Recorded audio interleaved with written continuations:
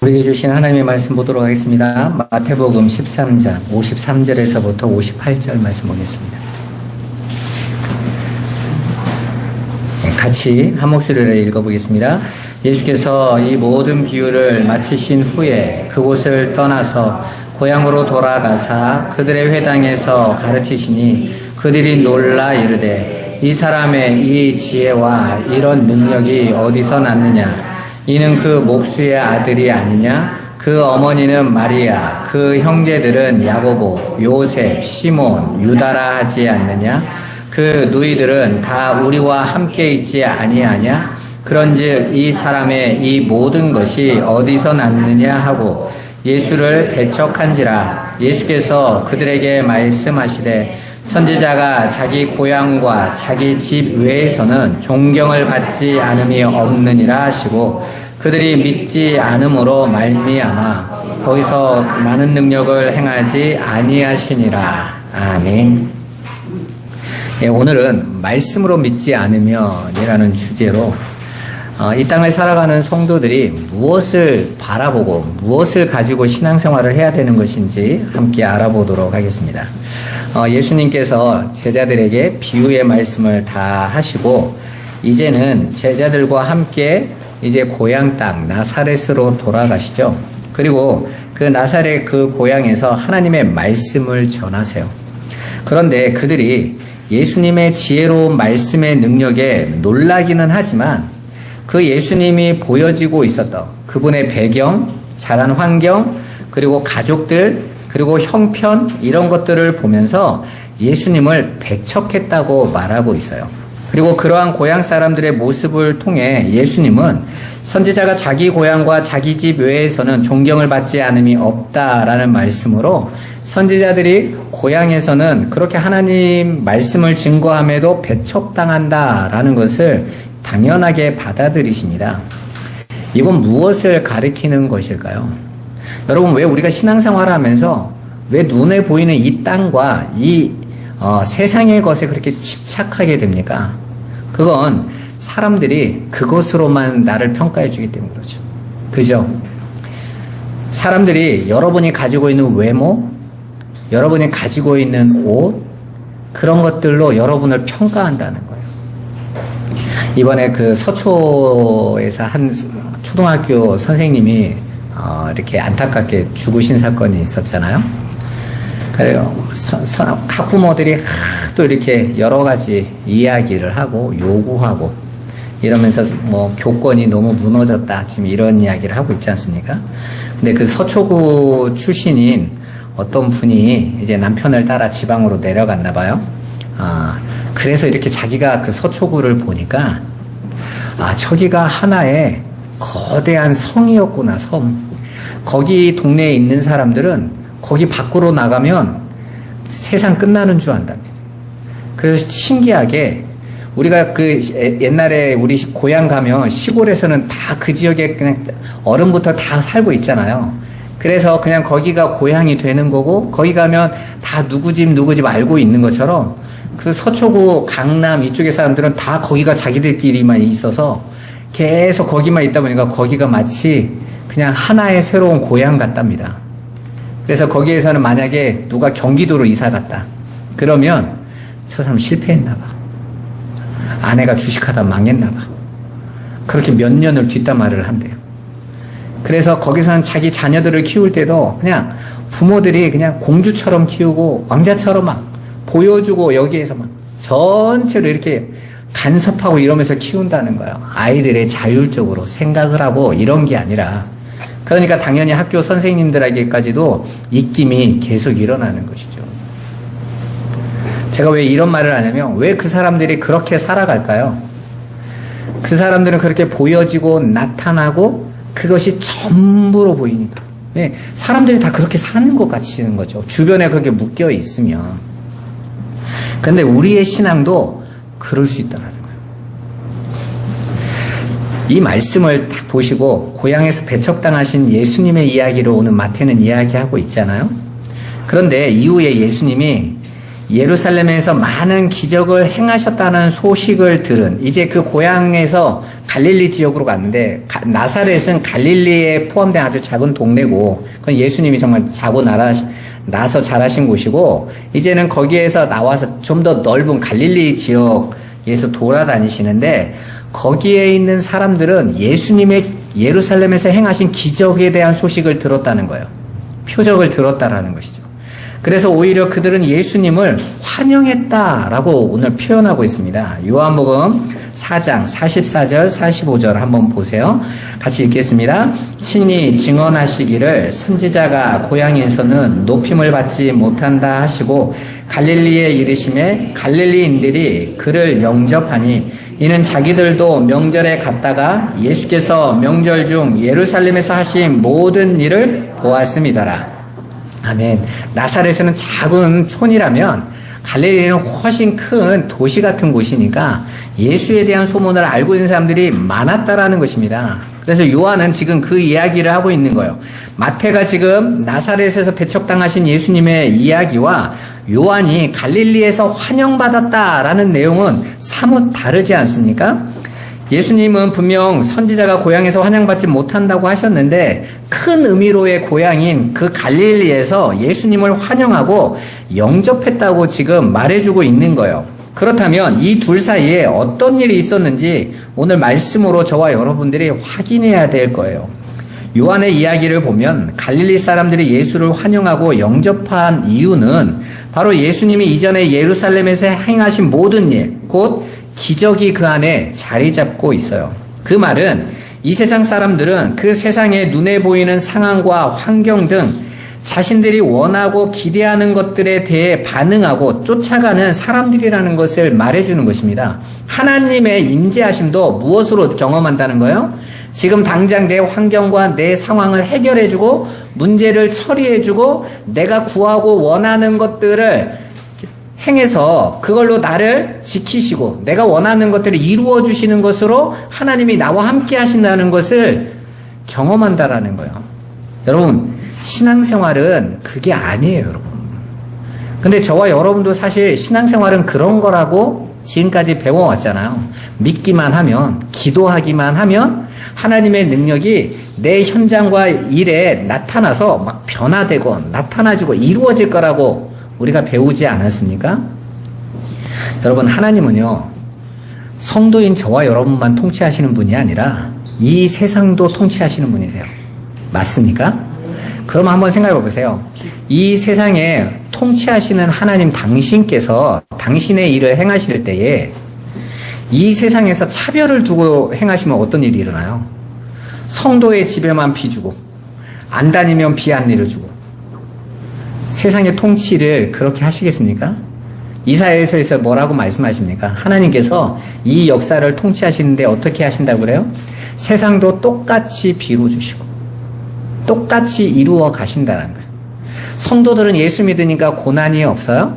아니죠. 고린도전서 10장 45절 말씀에 하나님께서 하나님을 부르신 자들에게 시험 당할 때 마땅히 피할 길을 여신다고 그러죠. 근데 그 피할 길을 여신다는 말은 해석이 좀 난해해요. 누구나 당하는 시험이라고 말씀하시는 거예요.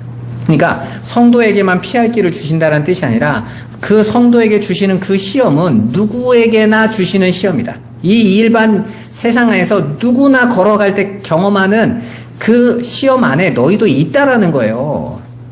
마치 하나님이 나만 고통스럽게 하고 나만 힘들게 한다라고 착각하지 말라는 것입니다. 그런데 그렇게 하나님께서 세상에 주시는 그 모든 시험 속에서 하나님의 백성들에게는 진리의 말씀, 하나님의 뜻을 그들에게 성령으로 가르쳐 주셔서 그들만 그것을 온전히 해석하는 거예요. 아, 이 문제가 내가 그냥 잘못하고 이 땅에서 잘 살고의 문제가 아니라 하나님의 것, 영원한 것을 알게 하시려고 하시는 거구나를 통해서 하나님의 백성들은 그 문제에 걸려드는 것이 아니라 하늘의 것 안에서 자유함을 누리는 거예요. 세상은요, 날마다 당장 나타나는 그 문제와 사건이 두려우니까 귀신에게 가서 피는 거죠. 제사하고 요행을 바라고 세상의 것으로 열심히 쌓아서 대비를 하는 삶을 사는 거예요. 그렇지만 하나님의 백성들은 그 속에서 하나님의 뜻이 무엇인지 말씀으로 알아가는 것입니다. 그런데 우리는 지금까지 예수를 그렇게 만난 적이 없어요. 그래서 신앙생활이 헷갈리는 거예요. 누구에게는 하나님이 사랑을 많이 하시는 것 같고 괜히 하나님이 나를 괴롭히시는 것 같이 느껴지는 것이죠. 기도에도 나한테는 응답이 없는 것처럼 여겨져요.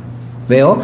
다 나타나고 보여지는 것을 증거로 잡고 있으니까 성공한 사람들을 보면 저 사람은 날마다 응답받고 있는 것 같고 병 때문에 힘들고 어려움 당하고 있는 내 모습을 보면 나는 날마다 하나님 앞에 징계받고 있는 것 같이 여겨진다는 것입니다. 그래서 먼저는 그 나사렛 사람들이 예수님이 전하시는 말씀보다 그분의 배경과 형편들이 자신들이 못했기 때문에 예수님이 전하신 말씀도 배척했던 것이고, 갈릴리 사람들은 예수님의 기적 행하심을 알았기 때문에 자신들의 기대를 담고 있었기 때문에 환영했다라는 거예요. 오늘 요한복음 4장 45절 방금 읽은 말씀에 보면 갈릴리 사람들이 예수님을 영접했다 이런 단어가 나오죠. 여기서 이 영접했다라는 이 단어는 요한복음 1장 12절에 영접하는 자 곧 그 이름을 믿는 자들이 하나님 자녀가 되는 권세를 주셨나니 할 때 그 영접이랑 같은 단어예요.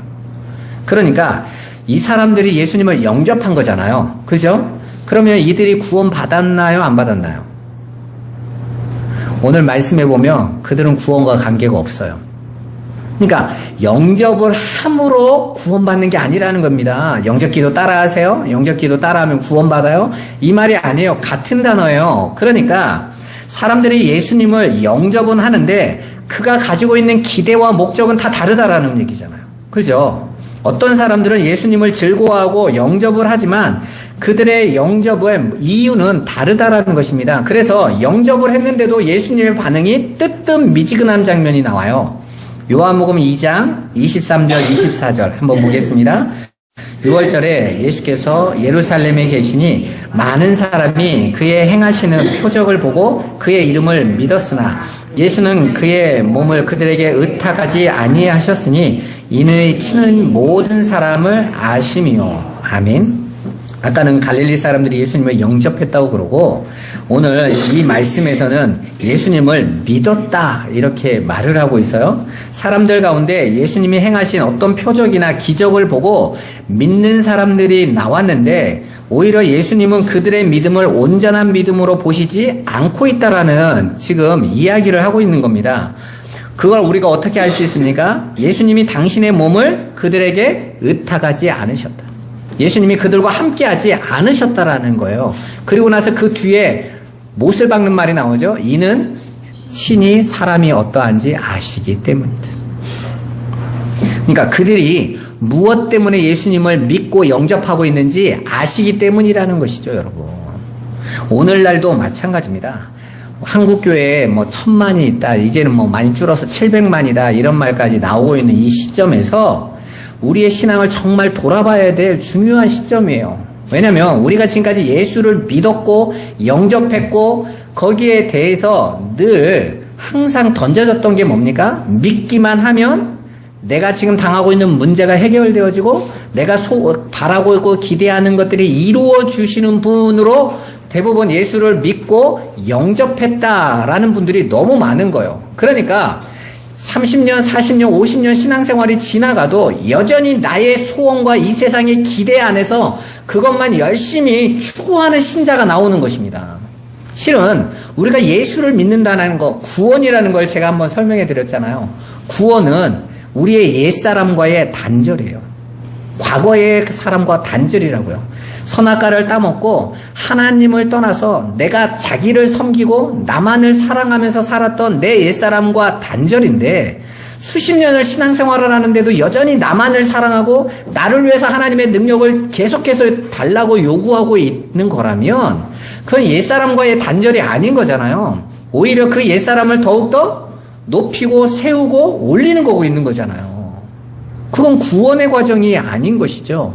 그래서 모든 성도들의 길은 어디로 갑니까? 나의 옛사람의 단절로 가는 거예요. 나를 향한 사랑, 나를 향한 기대, 미련, 그런 것들을 끊어내게 하신다고요. 그리고 그 안에 뭘 채워주세요?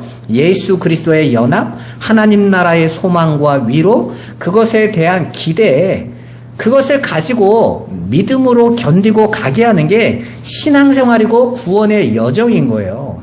그런데 한국교회는 수십 년을 다녔어도 전혀 이 세상과 땅의 것에 대한 미련을 내려놓지 못하고 오히려 그것들이 더 안 주어지는 것 때문에 원망하고 불평하는 자들이 얼마나 많습니까? 우리는 그렇게 신앙생활을 잘못 오해하고 있었던 거예요. 그래서 그 예수님에게 자신들의 기대를 바라고 왔는데 예수님은 그들에게 당신을 의탁하지 않으셨다 이렇게 말씀하고 계시는 것입니다. 우리는 이러한 말씀들을 통해 중요한 사실을 깨달을 수 있습니다. 그건 이 세상에 믿는 사람들은 많다는 거죠. 예수를 믿고 영접했다는 사람도 많지만 그러나 주님은 그들을 모두 성도, 교회로 부르지 않는다라는 거예요. 제가 이렇게 하늘의 것과 예수 그리스도의 은혜에 우리를 향하신 하나님의 뜻을 구하는 게 기도다 이랬더니 내 문제는 기도 안 하기도 하더라고요. 그건 아니고요, 여러분. 여러분 사실 저와 여러분들이 믿음의 눈이 여러분이 열리는 그 수준이 다 다르잖아요. 그래서 우리가 지금 아직 믿음의 내가 신앙생활을 오래 한 것과 상관없이 내가 아직 연약하여서 여전히 하늘의 것을 깨닫는 방법이 어린아이와 같이 문제가 해결되어지고 또 위기를 넘기고 하나님께서 하시는 것을 볼 때에 하나님 나와 함께 계시는구나 또 확인할 수 있는 거예요. 그래서 하나님께서는 너의 필요를 구해라 라고도 말씀하시는 것입니다. 필요 없으니까 이제부터는 구하지 마. 그거 기도하면 불신앙이야 이런 얘기를 하시는 게 아니에요. 구하는 거죠. 하지만 그 구함이 계속 거기에 머무르면 되겠니? 이제는 위의 것을 찾아야지 라고 말씀하시는 거죠. 그래서 저와 여러분들이 나의 문제도 하나님 앞에 기도하지만 그 문제를 통해서 그 문제에 묶이는 게 아니라 그 문제를 통해서 하늘의 것을 알아내고 취해서 이제는 그걸 열고 그 위의 것을 바라보고 구하는 자로 나아가져야 된다는 것입니다. 자신들은 예수를 믿는다고 주장하고 예수님을 영접했다고 말하면서 주님을 환영하고 자신들의 왕으로 삼겠다고 열성을 보이는 사람들에게 믿음이 있다라고 말하지 않는다라는 걸 여러분 잘 보셔야 돼요. 예수님께서 행하신 표적과 기적을 보고 자신들의 유익을 근거로 예수님을 믿고 영접한 사람들의 믿음은 가짜일 수 있다라는 거예요. 우리는 그냥 그게 믿음의 전부인 줄 알고 있는 것이죠. 아닙니다, 여러분. 믿음은 저와 여러분의 눈을 땅에서 하늘의 것으로 바꾸어 주는 거예요. 히브리서 11장에 믿음의 내용을 뭐라고 말합니까? 보이지 않는 것, 바라는 것들의 실상. 여기서 보이지 않는 것들, 바라는 것 다 땅의 것이 아니에요. 보이지 않기 때문에 이 땅에서는 은닉되어져 있고 감추어져 있는 보화와 같은 하늘의 것을 이야기하고 있는 것입니다. 근데 믿음의 눈을 뜬 자들만 그게 보인다는 거죠. 그 하늘의 것이 확인된다라는 거예요. 그래서 더 이상 그들에게는 그 엄청난 보화를 본 자들에게는 이 세상이라는 그 밭에 널려져 있는 그 세상의 영광이 더 이상 눈에 차지 않는 거예요. 그게 기쁨이 되고 그게 즐거움이 되지 않는다라는 것입니다. 그래서 자신의 소유를 다 팔아서 밭을 사는 이유가 밭을 통해서 이득을 얻고자 하는 것이 아니라 보화 때문이라는 것이죠. 그래서 예수님은 당신을 쫓아 왕으로 삼겠다는 자들에게 떠나시면서 그들이 자신을 따라오는 이유가 먹고 배불러서라고 폄하해 버리시죠. 깎아내려 버리십니다. 예수님의 오병이어의 기적을 보고 예수님을 왕 삼겠다고 하는 자들에게 제자들도 함께 취해서 야 이렇게 하면 되겠는데 하는 거에 취해서 있을 때 제자들을 얼른 갈릴리 바다로 가라고 배로 태우고 보내시고 당신은 산으로 올라가시잖아요. 사람들이 그 바다를 건너서 왔을 때 돌아서 왔어요. 사람들이 쫓아와서 왜 가셨냐고 우리가 당신 왕 삼으려고 하는데 그때 예수님이 하신 말씀이에요. 너희가 나를 따르는 것은 먹고 배불러서다. 표적을 본 게 아니야. 내가 하고자 하는 그 뜻을 너희가 깨달은 것이 아니라 배불러서 그러는 거예요. 오늘날 예수를 믿는 많은 분들이 사실은 배불러서 그 땅의 것으로 취하는 이득을 계산해서 오는 분도 굉장히 많다는 거예요. 오늘 우리가 읽은 본문의 뒤에 내용까지 기록된 곳이 있어요. 누가복음 4장 24절에서 29절입니다. 우리 한번 같이 읽어보겠습니다. 또 이르시되 내가 진실로 너희에게 이르노니 선지자가 고향에서는 환영을 받는 자가 없느니라. 내가 참으로 너희에게 이르노니 엘리야 시대에 하늘이 3년 6개월간 닫히어 온 땅에 큰 흉년이 들었을 때에 이스라엘에 많은 과부가 있었으되 엘리야가 그중 한 사람에게도 보내심을 받지 않고 오직 시돈 땅에 있는 사렙다의 한 과부에게 뿐이었으며 또 선지자 엘리사 때에 이스라엘에 많은 나병 환자가 있었으되 그 중에 한 사람도 깨끗함을 얻지 못하고 오직 수리아 사람 나아만 뿐이었느니라. 회당에 있는 자들이 이것을 듣고 다 크게 화가 나서 일어나 동네 밖으로 쫓아내어 그 동네가 건설된 산 낭떠러지까지 끌고 가서 밀쳐 떨어뜨리고자 하되. 아멘. 마태복음에 본문에서 예수님의 말씀을 배척했던 이유가 여기 잘 드러나고 있죠. 그게 뭔 말입니까? 예수님께서 오늘 이렇게 말씀하세요. 내가 진실로 너희에게 이르노니 라는 이 말은 내가 진리를 말할게 라는 거예요. 진리야 이게 라고 말씀하시면서 엘리야 시대에 3년 6개월 동안 흉년이 닥쳤을 때에 이스라엘에게 많은 과부에게 엘리야가 간 게 아니라 이방인인 저 시돈 땅에 있는 사렙다의 과부에게 그 은혜를 베풀었다라고 말을 하고, 또 엘리사 때에는 이스라엘에 많은 나병 환자가 있음에도 불구하고 한 명도 깨끗함을 받지 못했는데 이방인 수리아 아람 사람 나만 장군만이 고침을 받았다. 이걸 통해서 뭘 얘기하고 계시는 거예요? 너희의 행위로 너희가 구원을 받는 거야? 은혜 아니지. 은혜인 거지.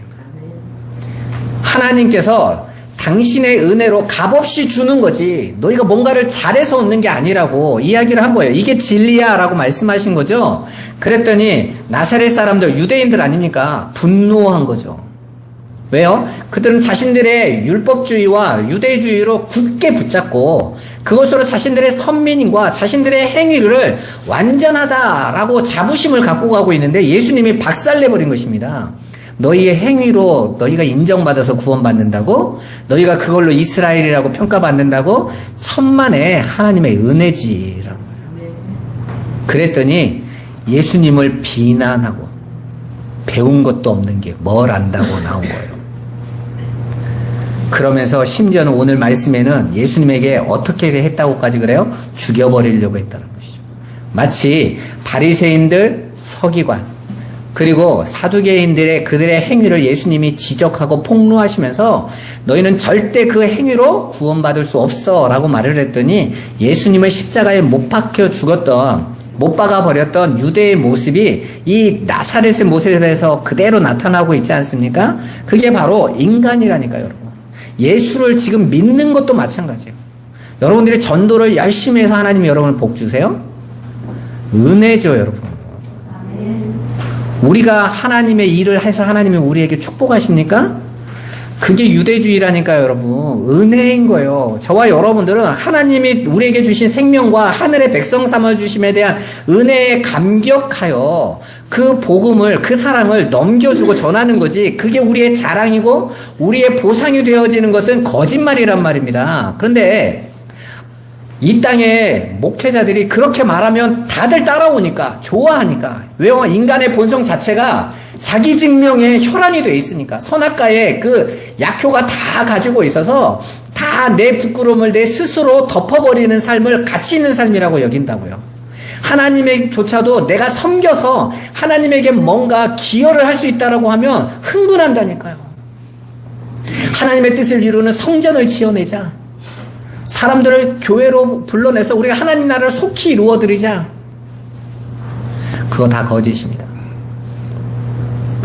제가 어떤 분이 저한테 인터콤을 하라는 거예요. 우리 총회에서 인터콤 이단성 있다 금지시켰어요. 저는 그 말 안 해도 안 합니다. 그들이 잘하고 있어도 안 갑니다. 왠 줄 아세요? 그분들은 자신들의 전도함을 의로 여겨요. 나는 다른 사람들은 저 이슬람권도 못 가는데 난 이렇게 목숨 걸고 가고 있다. 심지어 나는 한 달에 이 선교비를 40만 원만 받고 나는 정말 그들 삶에서 이렇게 하고 있다. 또 다른 율법주의가 나와요. 여러분, 그건 하고 안 하고가 아니라 하나님이 주시면 하면 되고 안 주시면 못 하면 되는 거예요.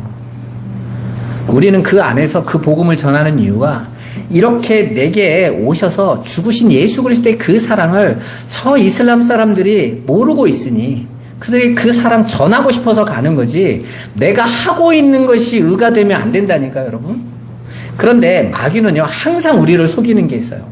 그게 뭐냐면 저와 여러분이 내놓는 은혜에 대한 발현에도 불구하고 거기에다 자꾸 여러분에게 용기를 붓더라죠. 네가 한 거야. 네가 한 거야. 네가 잘하고 있는 거야. 그러면요, 인간 안에 있는 그 뿌리 깊은 욕망이 있어요. 나 하나님처럼, 나 세상에 나 인정받고 싶어하는 모습이 있다고요. 그러면요, 처음에는 순수하게 복음 운동을 했다가도 점점점 하나님의 은혜에 붙들림이 아닌 자들은요, 폭로되게 돼 있어요. 그가 지금까지 했던 것이 거짓이라는 거. 그래서 이 땅에 일어난 전도 운동부터 뭔가 센세이션을 일으켰던 사역의 일이 다 한 사람의 교주로 끝나버리는 거예요. 망하는 겁니다, 여러분. 처음에 박태선 장로가 말씀을 전했을 때 처음에는요, 교회들이 좋아했어요. 야, 장로님이 저렇게 말씀을? 근데 어느 날 이 사람이 사람들이 자기를 따르고 자기를 인정해 주니까 어느 날부터 지가 성령 받았다고, 지가 성령이라고 나오는 거예요. 인간 안에 있는 욕망. 여러분, 성령에 붙들리지 않으면 절대로 거기서 못 나온다니까요. 그러니까 그 사람이 진짜인지 아닌지는 잠잠히 살펴보면 돼요. 그가 세상의 영광이 그에게 덮여졌을 때에 그가 정말 그 영광과 영광에서 오롯이 하늘의 것만 바라보고 있는지 보는 거예요. 예수님은요, 사람들이 자신을 왕으로 삼으려고 할 때 항상 그 자리를 어떻게 하셨다고 그랬어요? 피하셔서 산으로 들어가셔 홀로 기도하러 들어가시더라고요. 뭐 하고 있는 겁니까? 하나님 진리 안으로만 서 있는 거예요. 아니, 예수님도 그 삶을 통해서 우리에게 너희가 어떻게 이 땅에서 그 진리의 삶을 살아가야 되는지 가르쳐 주시는데, 자기가 뭐 대단하다고 사람들이 따라가면 자기가 우쭐해져 가지고요. 그러니까 뭐 여기 수많은 이단들 보면, 원래 이단부터도 있었지만 이단 아니었다가 이단 된 사람들을 보면요, 그들이 가지고 있는 세상의 영광에 취해버린다니까요. 그 힘에 속으시면 안 되는 거예요. 그렇게 예수님을 따라가던 사람들, 예수님을 영접했던 사람들조차도 자신들이 기대하는 기적을 보여주지 않으시고 하나님 말씀만 전하시면 그들 속에 감추어 놓은 죄가 지적되어지면 오히려 예수님을 비난하고 대적하고 죽여버리려고 한다라는 겁니다. 오늘날도 마찬가지예요. 여러분, 하나님께서 여러분에게 기적을 안 보이신 게 아니라 기적의 최고인 말씀을 주신 거예요. 여러분, 왜 구약시대에 예수님께서 그런 이적과 일들을 계속 보여주셨던 이유를 뭐라고 말씀하십니까? 말씀이 없어서. 왜 신약시대에 선지자들이 등장하는 신약시대에도? 그리고 왜 기적과 표적이 일어납니까? 그때 아직 말씀이 없으므로. 선지자가 있어야 되는 거예요. 주님이 하신 그 말씀을 전할 자. 방언을 왜 하게 하십니까? 방언이 뭡니까, 여러분? 방언이라는 이 단어 자체가 글로사라는, 혀라는 뜻이에요. 그러니까 방언은 그냥 하는 것이 아니라 하나님의 말씀을 그 안에 담아서 말하게 한 거예요. 그래서 방언은 반드시 무엇과 함께 해야 된다고 그래요? 예언하는 사람, 통역하는 사람이 있어야 된다고 그러잖아요. 그러니까 주님이 하신 그 말씀을 성령이 담아서 그 말을 하게 하셨다라는 거예요. 그건 예수님의 일을 그대로 하시게 하신 거죠. 마가가 어떻게 마가복음을 이렇게 정확하게 기록할 수 있을까요? 누가가 어떻게 이 누가복음을 이렇게 정확하게 기억할 수 있을까요? 사람의 기억력이 얼마나 대단하다고 이걸 이렇게 정확하게 기록해 놓냐 말입니다.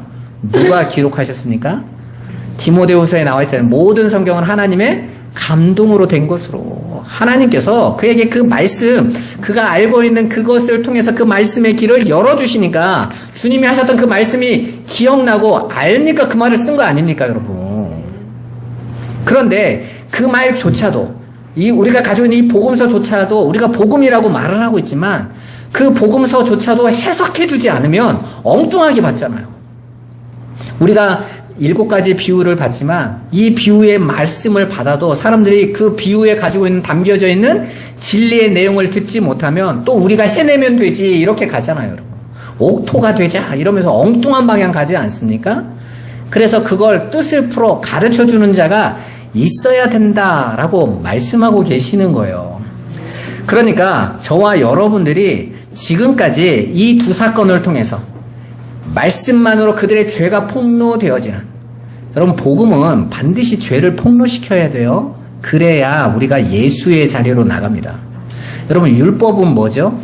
죄를 폭로하는 거예요. 하나님께서 죄를 정하는 율법을 주셨다라는 것은 우리가 그 죄 가지고는 절대로 아버지께 갈 수 없다라는 거잖아요.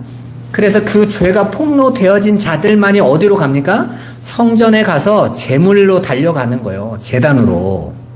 그러니까 죄가 폭로되지 않으면 제단으로 절대로 갈 수가 없어요. 죄가 폭로되지 않으면 예수 그리스도의 은혜를 절대로 알 수가 없어요.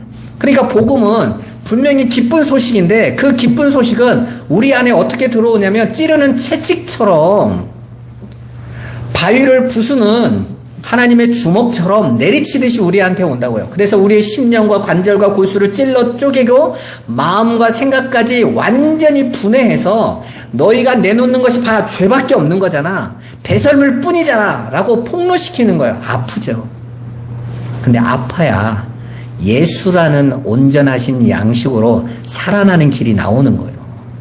그러니까 기쁜 소식은 잘했다라서 기쁜 소식이 아닌 겁니다. 내가 어떤 존재인지를 드러내고 나를 어떻게 이루시겠다는 하나님의 뜻을 알기에, 그래서 하나님의 말씀이 달콤해서 단 것이 아니라 그게 진리로 알고 있는 자들에게만 단 거예요.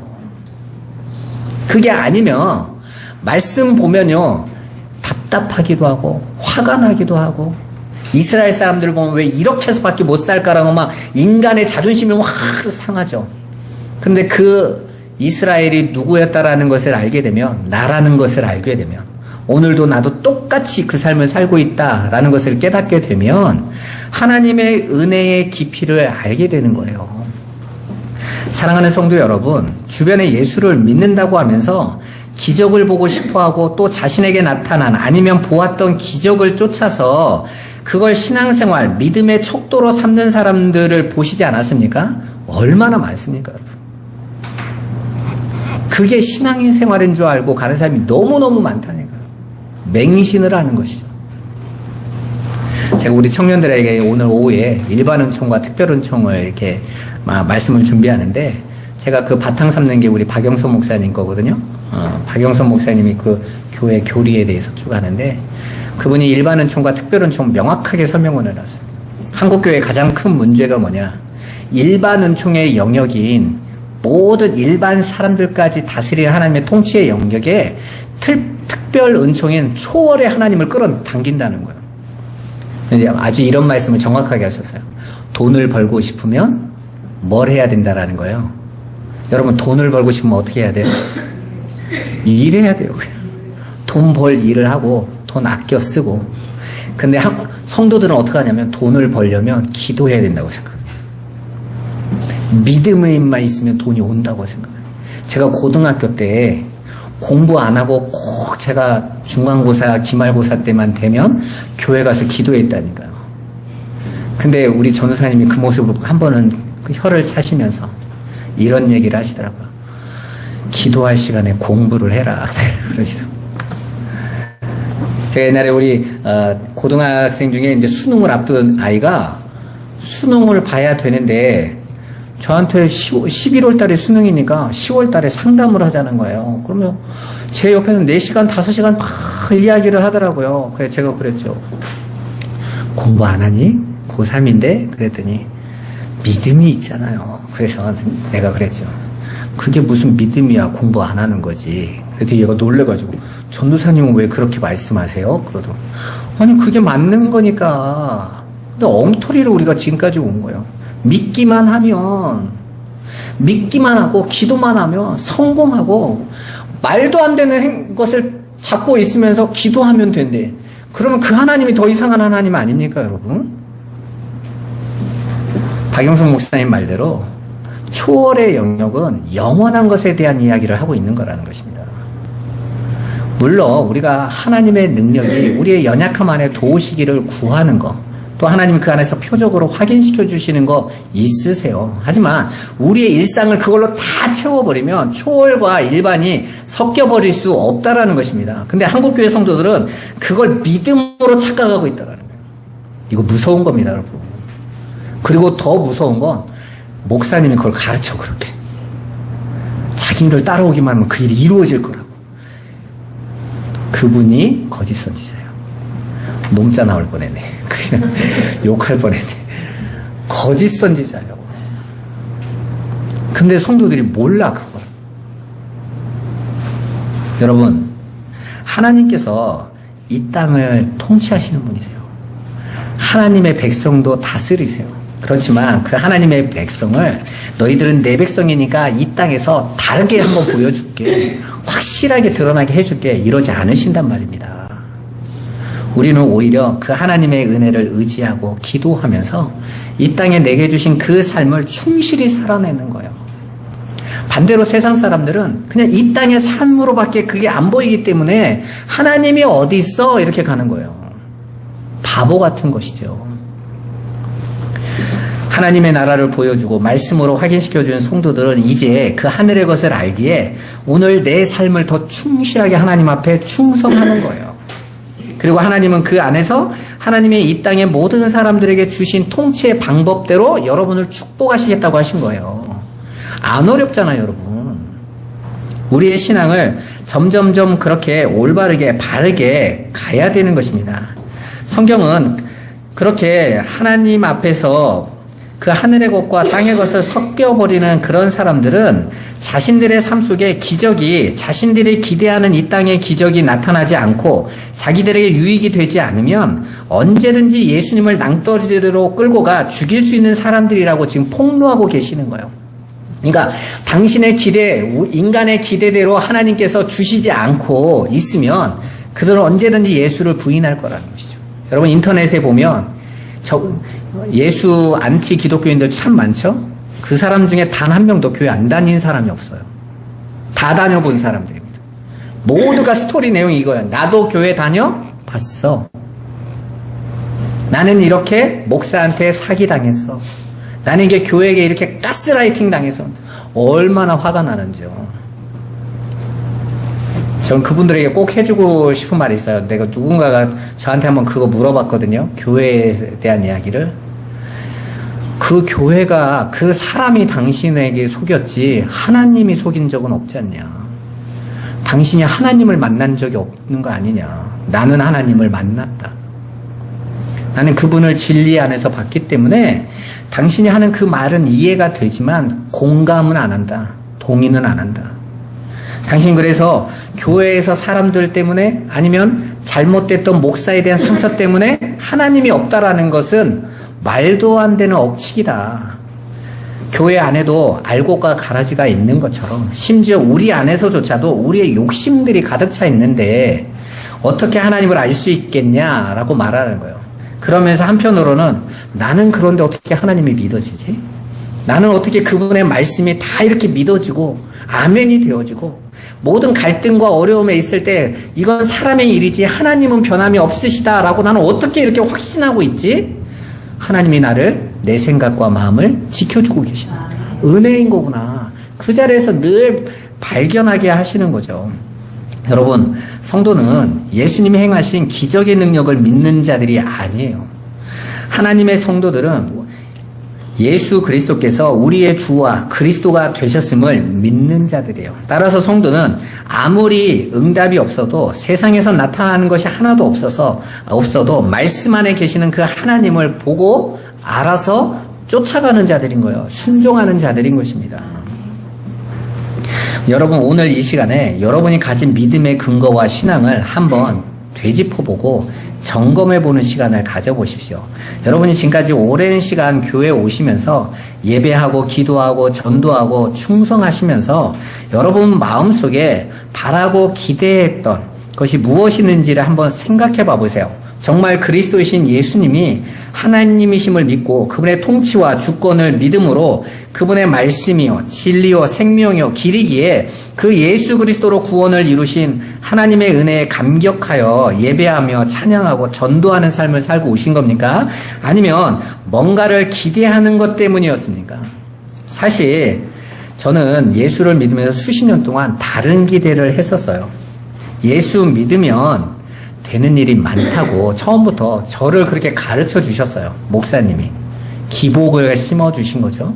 그러다 보니까 제가 하나님 앞에 드렸던 모든 충성과 열심도 기복에 대한 기대였다라고 솔직히 인정해요.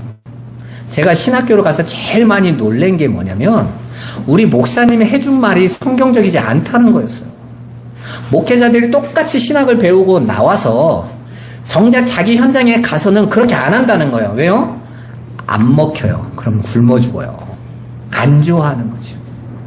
조용기 목사님이 처음에는 가서 예수 그리스도와 하늘의 것 천국을 이야기했는데 어느 날 그 판자촌에 있던 어떤 북한에서 이렇게 넘어와서 전쟁통에 넘어와서 있었던 북한의 엘리트였던 여자분이 자기 남편은 병들어 있고 그 천막 쳐놓고 완전히 비참한 삶을 그때 살고 있는데 예수 믿어 천국 가셔야 됩니다. 그랬더니 그 사람 똑똑한 여자니까 이 거짓말쟁이들 보이지도 않는 천국을 팔아서 이렇게 힘없고 약한 사람들 등골 빼먹는 자들이라는 말을 듣고 이분이 교회 가서 기도를 한 거예요. 기도하면서 이게 아닌가?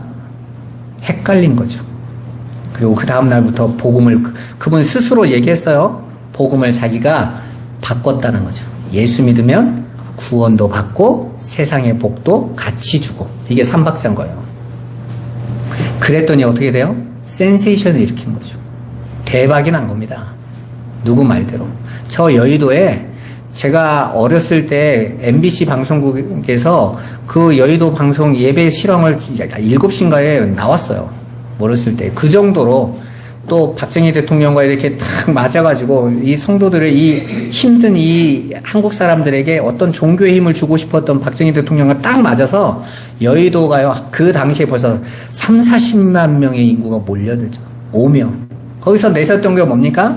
예수 믿으면 천국도 가고 땅의 것도 얻고 다 끌어다닌 거죠. 다 끌어들여요. 그런데 놀라운 건 하늘의 것만 얘기하는 장로교가 장사가 안 되니까 서서히 눈치 빠른 목사님들이 같이 섞기 시작한 거예요. 근데 잘 되네? 다 따라간 거죠. 그러니까 한국교회가 부흥한 게 아니라 한국교회가 타락한 거예요. 부패한 거거든요. 저는 지금도 언제든지 말할 수 있어요. 모두가 어차피 내 말 안 듣겠지만 저는 한국교회가 부흥이라고 여기지 않고 타락이라고 생각하거든요. 타락한 곳에는 항상 사람이 모여요. 진리 안에는요. 사람이 안 옵니다, 여러분. 듣고자 하지 않아요. 오늘 말씀에도 예수님의 진리의 말씀, 내가 진리로 말한다 할 때는 듣기 싫어하고 배쳐가는데 예수님의 기적과 표적이 있는 곳에서는 영접하고 환영하고 어서 오세요. 내가 원하는 거 해주세요 하는 자들은 몰려든단 말입니다, 여러분. 여러분, 저와 여러분은 고작 100년밖에 안 되는 이 땅의 삶이 전부가 아닌 거예요. 영원한 것을 향해서 이미 완성된 그 나라를 이미 완성된 저와 여러분들이 이 땅에 훈련받고 가는 자들인 거거든요. 하나님은 이 땅 안에서 그렇게 세상의 영광으로, 세상의 인기로, 세상의 것으로 우리를 시험하시는 것입니다. 그걸 쫓아가게 하시는 것이죠. 그러면 그 안에서 저와 여러분들이 흔들리지 않고 나아갈 수 있는 길이 뭐겠습니까? 보여지고 나타나는 것에 현혹되면 안 되는 거죠. 무엇을 쫓아가야 되는 거예요? 말씀을 따라가야 되는 거예요. 진리만이 진리다로 가야 되는 거예요. 하나님의 뜻 안에서 가야 되는 거예요. 바울이 베레아 사람들을 칭찬한 이유가 뭡니까? 저들이 자기 말로 듣고 예 하고 따라온 게 아니라 저들이 가서 그 말씀을 확인하더라.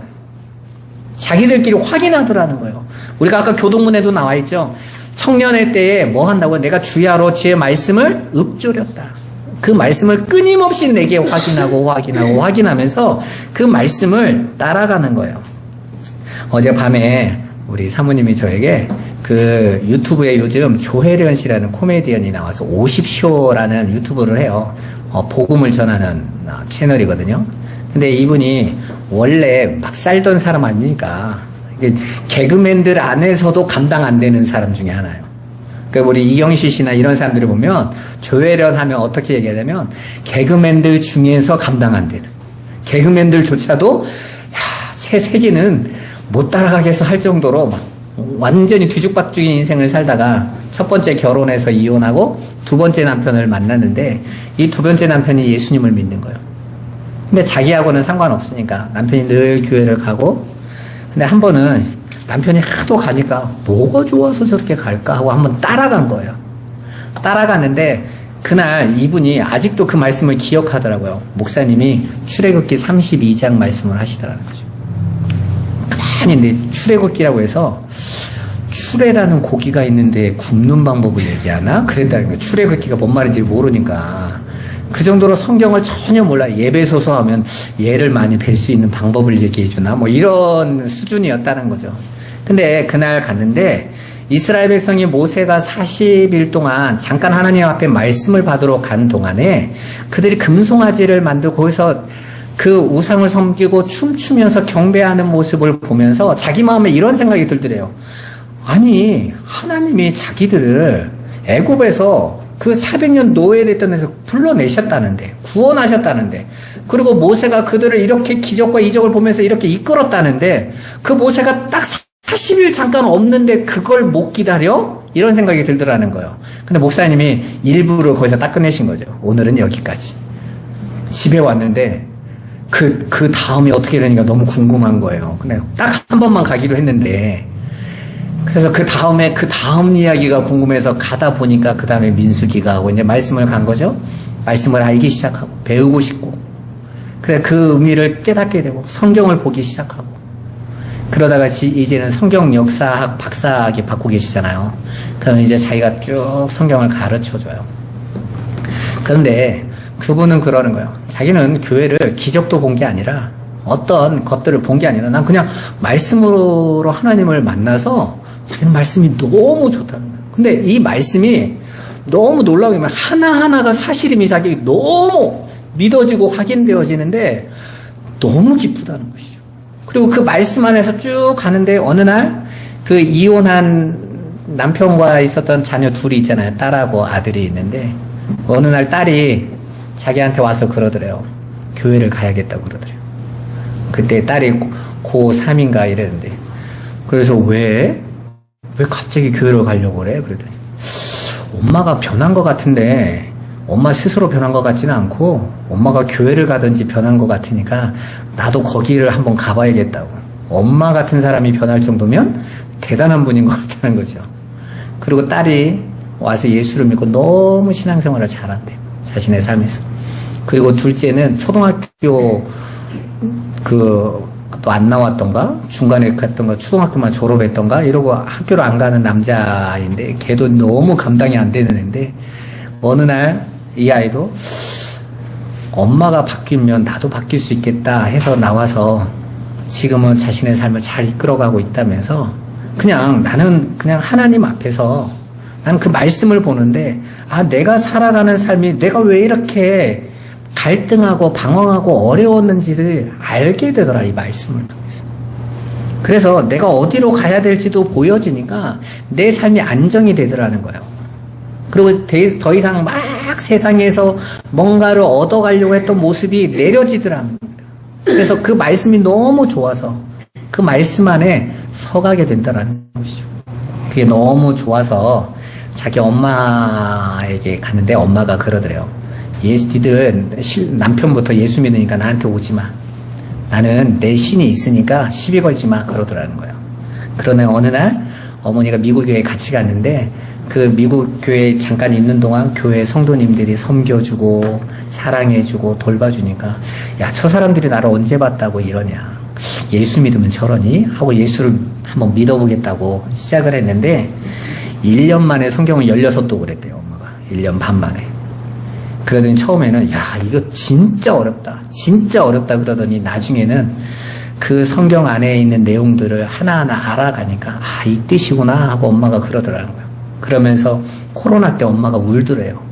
나 교회 가서 예배하고 싶은데. 코로나 때 예배를 못 했잖아요. 근데 유튜브나 이런 데 봤더니 왜 헛소리 하는 것들이 이렇게 많냐고, 이단들이 왜 이렇게 많냐고. 그래서 울더라는 거예요. 나 예배하고 싶은데, 나 정말 하나님의 말씀 듣고 싶은데. 여러분, 진리를 가지고 하나님의 말씀 안에서 살아간다라는 것은 조금이지만 그런 게 아닌가 생각해요.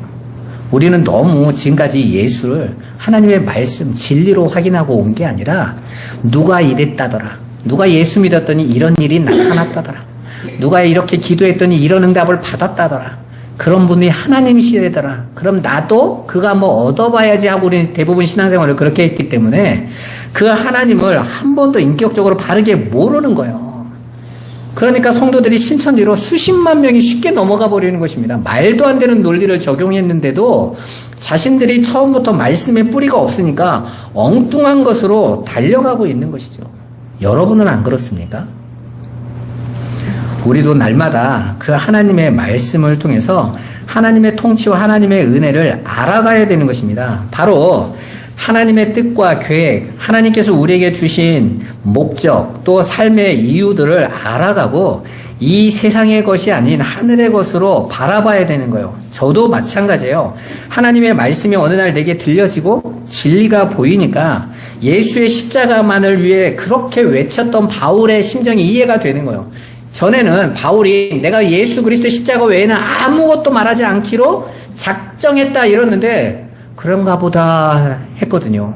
그런데 그 예수 그리스도 안에는 진리와 하늘의 것을 보게 되고 내 안에 죄가 어떤 것인지 그냥 간단하게 말하는 내용이 아니라 그 죄의 심연을 들여다보니까, 그리고 저와 여러분들이 가지고 있는 그 죄라는 뿌리를 알게 되니까 왜 십자가의 은혜만 아니면 안 되는 것인지가 더욱더 확연하게 드러나는 거예요.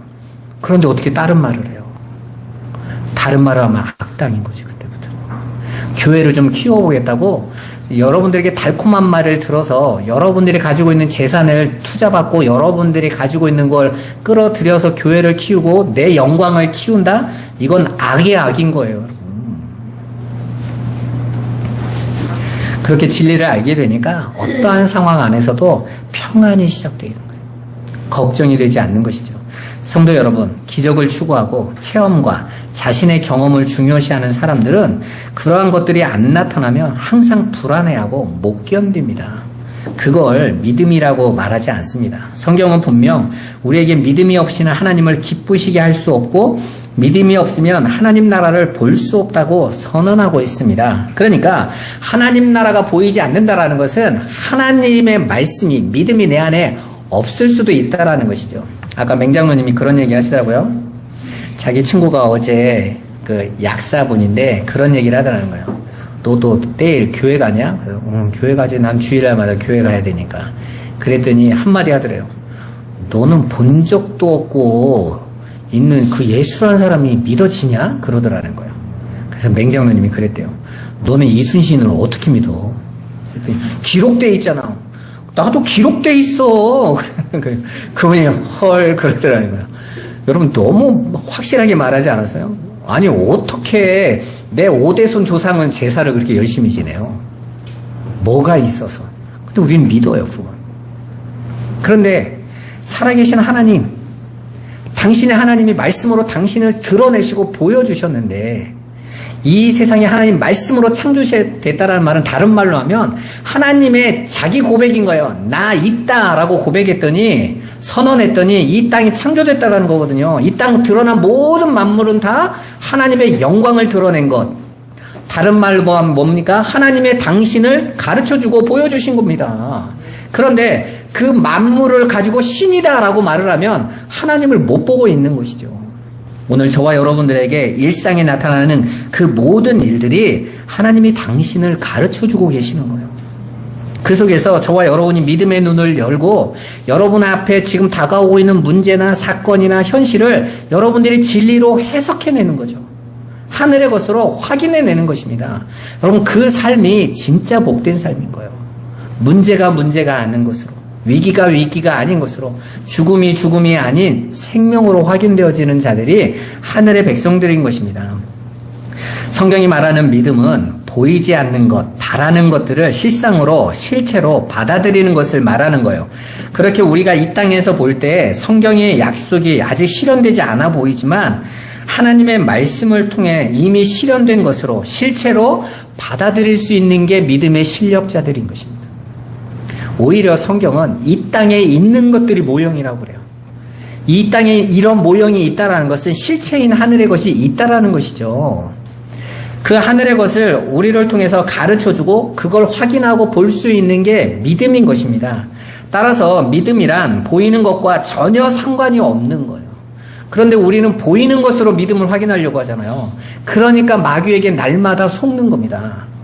마귀는 항상 세상에 먹기 좋고 보기에 보암직도 하고 지혜롭게 할 만큼 탐스럽게 한 보이는 것으로 가지고 와요.